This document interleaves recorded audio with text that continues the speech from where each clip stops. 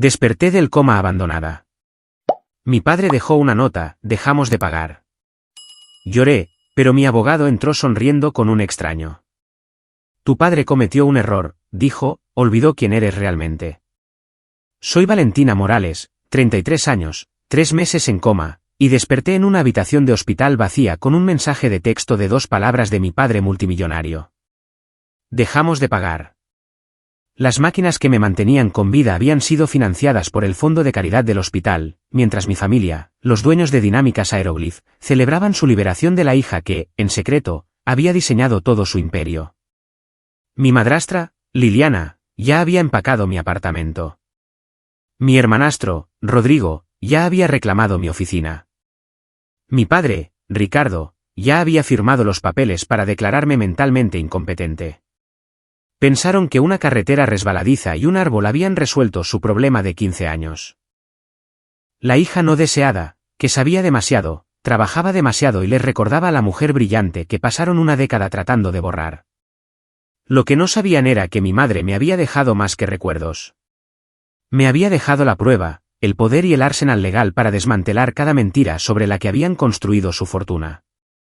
Lo primero que noté no fue el dolor, sino el silencio. Las habitaciones de hospital nunca son verdaderamente silenciosas. Siempre está el pitido constante de los monitores, el suave chirrido de los zapatos de las enfermeras. Pero este silencio se sentía deliberado, personal. Mis ojos luchaban por enfocar el techo. Lo reconocí. La misma vista que tuvo mi madre en sus últimos días hace 15 años.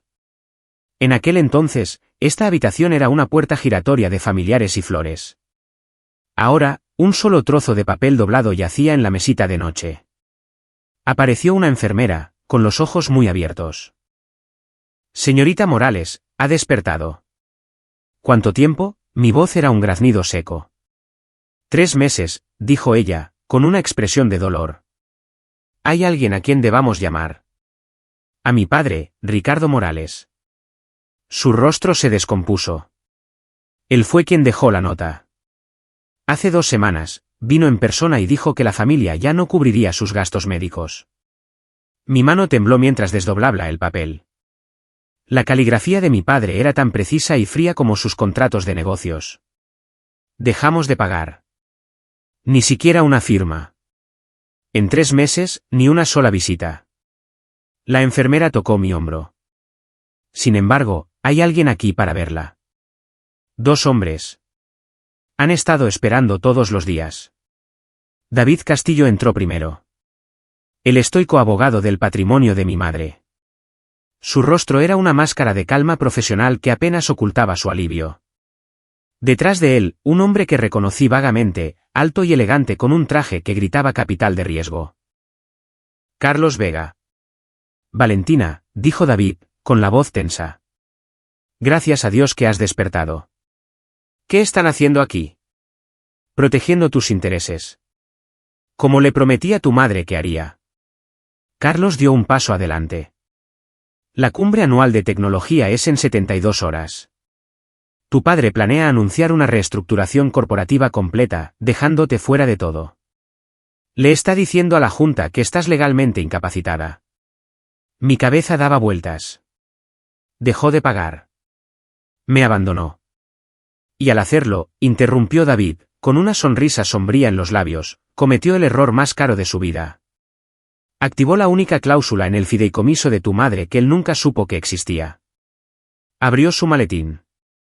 Tu madre no solo te dejó una fortuna, Valentina. Te dejó un arma de 950 millones de dólares. Una que se activó en el momento exacto en que tu padre te abandonó. Durante 15 años, fui el fantasma de la familia. Lo suficientemente visible como para ser útil. Lo suficientemente invisible como para ser olvidada. Empezó el día que murió mi madre. Yo tenía 18 años, parada en el estudio de mi padre mientras Liliana, mi nueva madrastra, medía las ventanas para cortinas nuevas antes de que hubiéramos celebrado el funeral. Me llamó su pequeño caso de caridad, un recordatorio de la mujer brillante que mi padre realmente había amado, la mujer cuya mente había construido Dinámicas Aeroglyph desde cero. Mientras mi hermanastro Rodrigo obtenía la oficina de la esquina a los 24, yo trabajaba en un armario de suministro reconvertido en el piso de los servidores.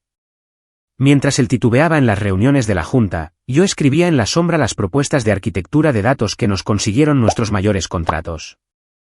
La adquisición de Aeronave, mi análisis.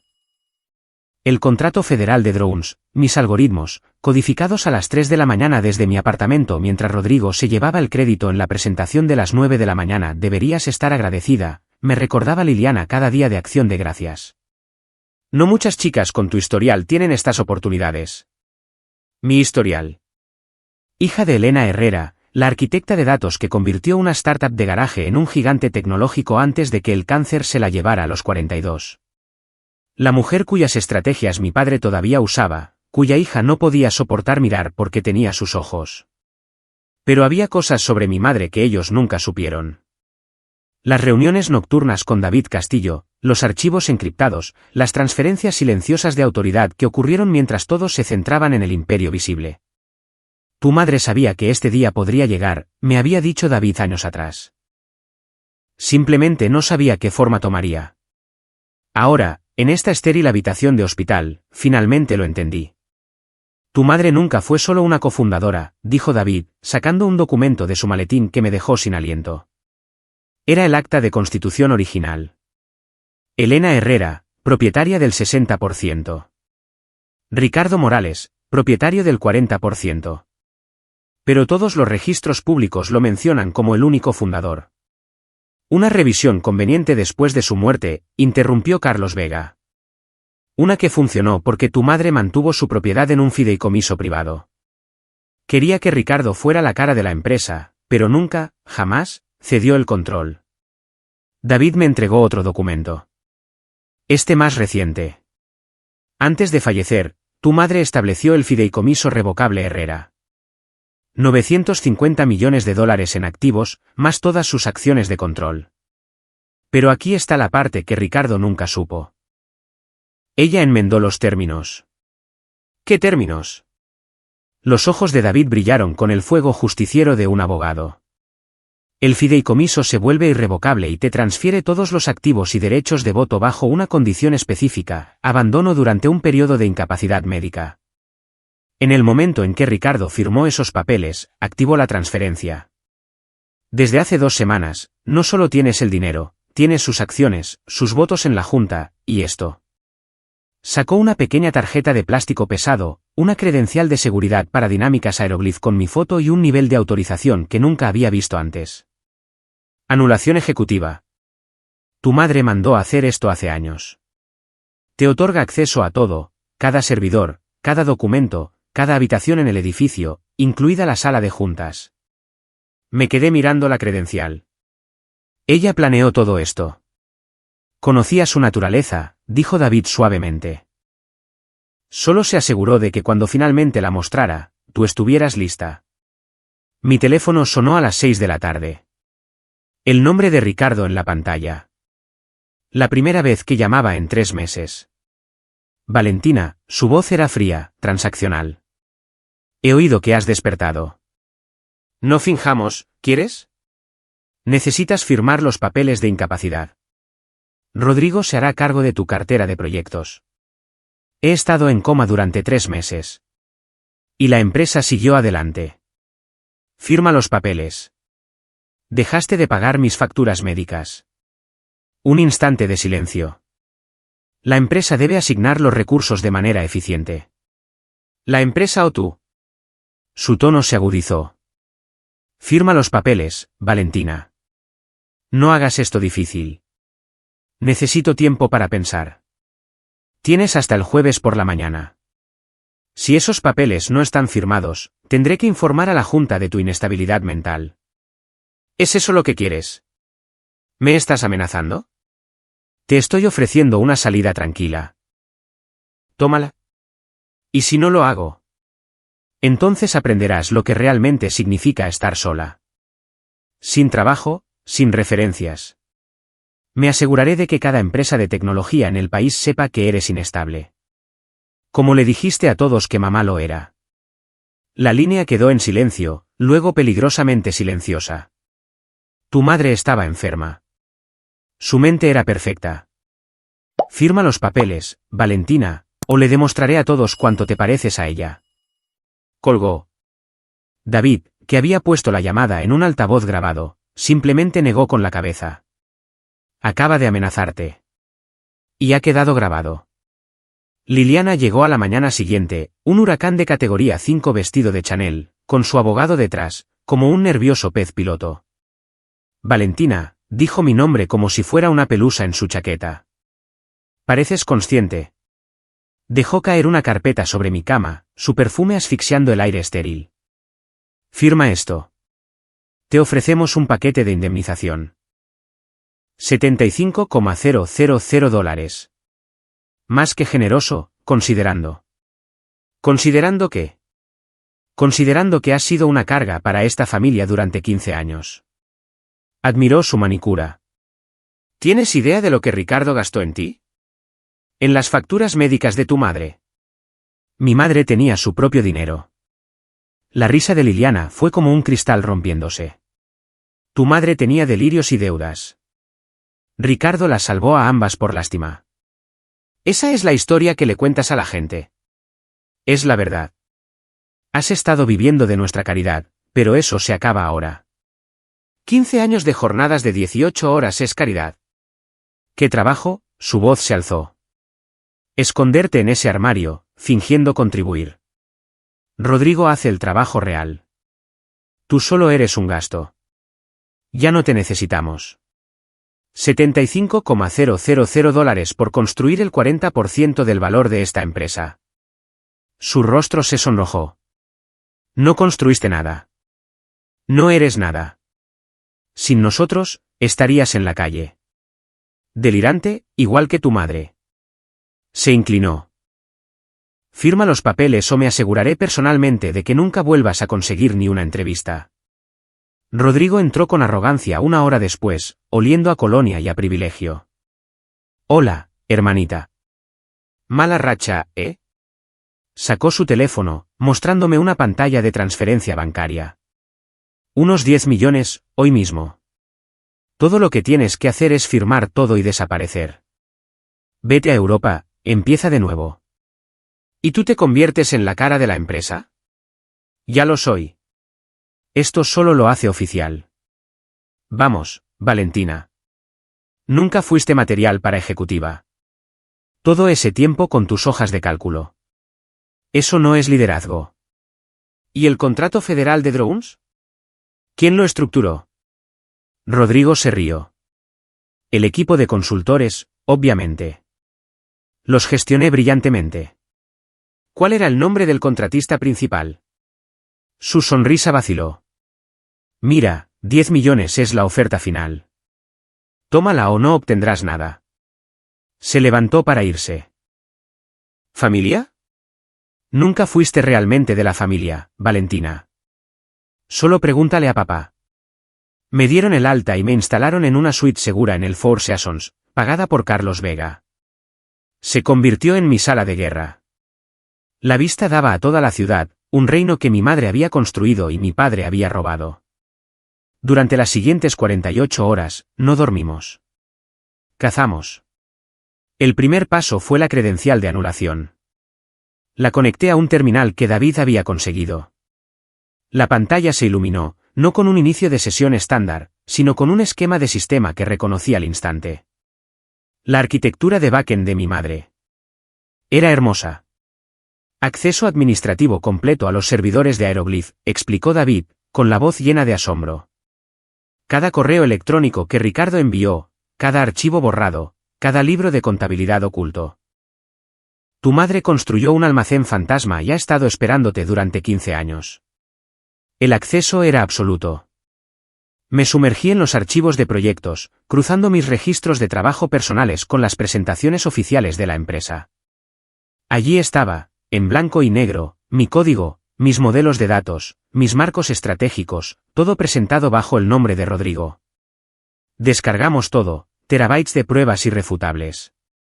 Cuanto más profundizábamos, más feo se ponía. Correos electrónicos entre Ricardo y Liliana de hace años, discutiendo cómo manejar mi influencia, como mantenerme contenida y útil, pero sin poder. Me llamaban el activo. No una hija, no familia, un activo. Carlos Vega hizo su propia magia. Organizó una serie de videollamadas encriptadas con 5 miembros clave de la Junta. Los que habían estado cuestionando en silencio el repentino genio de Rodrigo durante años. No les dio todo, solo lo suficiente. Un documento de estrategia redactado que yo había escrito, colocado al lado del que Rodrigo había presentado. Están escuchando, informó Carlos, colgando de una llamada con el jefe del comité de auditoría. Lo han sospechado durante años, pero no tenían pruebas. Ahora están listos para actuar si alguien con legitimidad da el primer paso. Entonces David encontró el giro criminal. Estaba enterrado en los documentos presentados a la SEC de hace 3 meses, justo después de mi accidente. Ricardo presentó una declaración, dijo David, con el rostro sombrío. Señaló una línea en la pantalla. Usó un informe médico preliminar falsificado, uno que encargó de forma privada, para declarar a una ejecutiva clave tú permanentemente incapacitada. Usó esa declaración como justificación para reestructurar el paquete de compensación de Rodrigo y otorgarle opciones sobre acciones que deberían haber sido tuyas. Esto ya no era solo una disputa familiar. Esto es fraude federal, dijo Carlos, con los ojos muy abiertos. Le mintió a la Comisión de Bolsa y Valores. Podría ir a la cárcel por esto. La pieza final del plan encajó. No se trataba solo de reclamar mi herencia o mi trabajo. Se trataba de una ejecución corporativa. David imprimió la declaración falsificada de la SEC, el informe auténtico del hospital y la sección del Código de los Estados Unidos que Ricardo había violado. Los colocó en una carpeta de un rojo intenso. Tienes la verdad, las acciones y la ley de tu lado, dijo. El jueves por la mañana, no entras allí como una víctima, Valentina. Entras como la consecuencia. Miré el archivo. El fantasma en el código finalmente estaba a punto de materializarse, y venía a por todo. Jueves por la mañana, el Yatri en sí era un enjambre de trajes oscuros y sonrisas depredadoras. El aire zumbaba con el tintineo de las tazas de café y el bajo murmullo de 1000 conversaciones privadas sobre dinero y poder. Observé desde un pasillo de servicio, un fantasma a plena vista mientras mi familia acaparaba la atención en el gran vestíbulo. Ricardo, el patriarca encantador, estrechando la mano de los inversores. Liliana, la elegante esposa corporativa, riendo con las esposas de los miembros de la Junta. Y Rodrigo, rodeado de una multitud de ejecutivos más jóvenes, pontificando sobre un futuro que no había construido. El plan era entrar a las 10:29, un minuto antes de que Ricardo subiera al escenario. Mientras esperaba, con el corazón martilleando a un ritmo constante y frío contra mis costillas, un hombre se me acercó. Era mayor, con un rostro amable y un uniforme que lo identificaba como el jefe de seguridad de la cumbre. Roberto Martínez. Señorita Morales, preguntó en voz baja. Me preparé. Órdenes de mi padre. Me dijeron que la sacara del lugar si aparecía. Lo confirmó, mi estómago se apretó. Dijo que no se encontraba bien. Una posible interrupción. Hizo una pausa y luego me miró directamente a los ojos. Pero se le olvidó algo. Mi esposa trabaja en su departamento de I y de ella sabe quién escribió realmente el código para el contrato federal de drones. Metió la mano en su chaqueta y sacó un pequeño cuaderno negro gastado. Lo abrió. Dentro había páginas con fechas, horas y notas, todo con una caligrafía precisa. Trabajo mucho en el turno de noche, dijo, bajando aún más la voz. Durante años, la he visto entrar a las 10 de la noche y salir a las 4 de la madrugada. La noche antes de que se anunciara la adquisición de Aeronav, usted era la única en el edificio. El fin de semana que Rodrigo supuestamente finalizó el contrato federal, él estaba en Aspen. Vi las fotos en sus redes sociales. Usted estuvo en la sala de servidores durante 36 horas seguidas. Pasó las páginas. Era una bitácora, una historia secreta de mi trabajo, mi dedicación, un registro llevado por un hombre que ni siquiera conocía. Siempre lo cotejaba, continuó. Las noches que usted trabajaba más duro siempre eran seguidas por un gran anuncio de su hermano. Solo quería que lo supiera. Algunos de nosotros siempre lo supimos. La vimos. Me entregó el cuaderno, El diario de un admirador secreto. Esta validación silenciosa e inesperada de un extraño fue más poderosa que cualquier certificado de acciones. Ya no se trataba de los 950 millones de dólares. Se trataba de la verdad. Miré el monitor. Ricardo caminaba hacia el escenario, su rostro radiante de orgullo. La voz del presentador retumbó por los altavoces. Y ahora, un hombre que no necesita presentación, nuestro visionario CEO. Ricardo Morales. Mientras mi padre se preparaba para anunciar mi trágica incapacitación al mundo, apreté el cuaderno del jefe de seguridad. Mi determinación no solo era firme. Estaba forjada en acero. Subí al escenario mientras Ricardo se deleitaba con el aplauso inicial.